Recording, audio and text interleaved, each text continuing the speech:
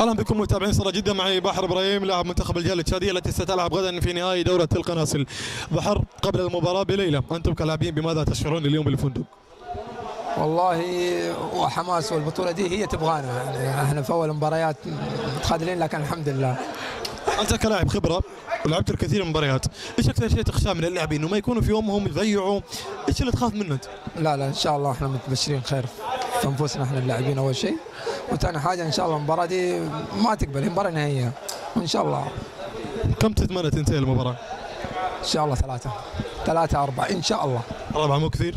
ايه 4 ما كثير؟ لا والله مو كثير، ما دام موجود علي موسى وبابو وماهر وبكر وبكر صيني والعيال كلهم فيهم الخير، مو كثير. الله يعطيك العافية. ايوه خلاص خلك